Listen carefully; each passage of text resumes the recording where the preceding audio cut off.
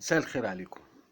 في ناس من المشاهدين بيزعلوا لما انا بقول المحتوى اللي انا بقدمه مفيش حد في مصر والوطن العربي بيقدمه. وهي دي الحقيقة يعني.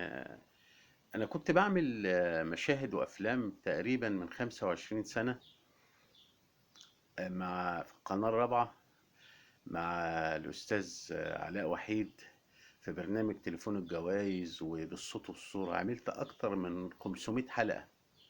انا اللي بدأت حكاية مشاهد وافلام، بعمل مشاهد السينما المصرية، بس بعملها بصوتي. يعني مثلا كل اتنين ممثلين بيتكلموا بعض، انا بعمل مشهد من الافلام، مشهد بياخد دقيقة دقيقتين. كل بتوع السوشيال ميديا بقى بيقلدوني، بس بيقلدوني بطريقة ازاي؟ بيفتحوا صوت الفيلم ويقعدوا يفتحوا ويقفلوا بقهم. لا، انا بعمل المشهد. لو عادل امام مع صلاح قابيل، بعمل عادل امام وصلاح قابيل. كمال الشناوي مع بعمل كمال الشناوي عادل امام مع اي ممثل بعمل. عمر الشريف مع عبد الوارث بعمل برضه. ما بفتحش صوتي فهنا انا ما كذبتش. ده الحاجات دي كمان عاملها من 25 سنة. وفي حاجات كتير جدا بقى، يعني الفضائيات اخدتها مني. زي ما انا كنت مثلا عامل بقلد شريط مطربين.